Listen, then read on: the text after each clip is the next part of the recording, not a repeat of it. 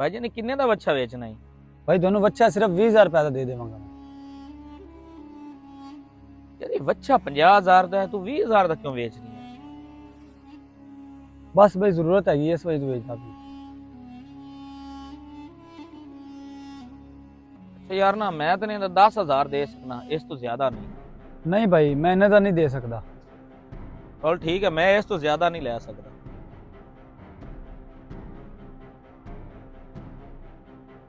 या अल्लाह मेरी मुश्किल आसान कर दे।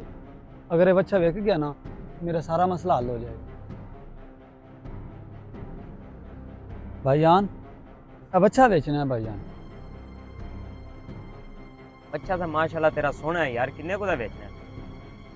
20,000 रुपया दा। यार ना तेरा बच्चा 15,000 रुपया दा लवांगा जे तू देना है। नहीं भाई इतना सस्ता नहीं दे सकता।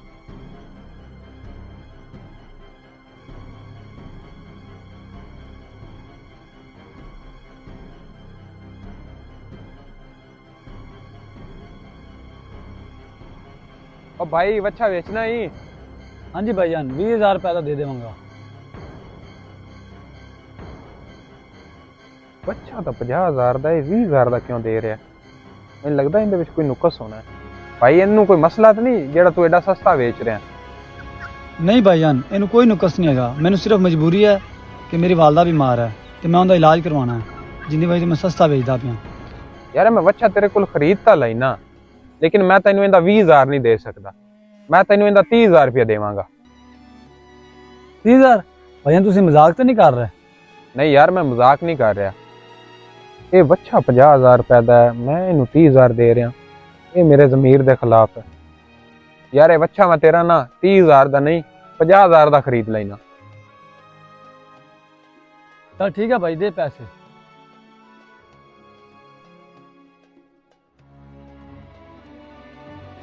भाईजान मैं थोड़ी कोई गल पूछनी। हाँ जी पूछो। भाईजान ਇਹ ਬੱਚਾ ਤੁਸੀਂ 20,000 रुपये ਦਾ खरीद सकते सी, लेकिन ਤੁਸੀਂ 50,000 रुपये ਦਾ क्यों खरीदिया? भाई ये बच्चा तेरा 50,000 रुपए ਦਾ ਸੀ ਤੇ ਮੇਰੇ ज़मीर ने गवारा नहीं किया कि मैं तेरे को 20,000 रुपए ਦਾ खरीदता। ਤੇ आप सल्लल्लाहु अलैहि वसल्लम ਦਾ फरमान है जिंदा मफहूम ये है कि किसी मजबूर दी मजबूरी तो फायदा ना उठाओ बल्कि उनकी मदद करो।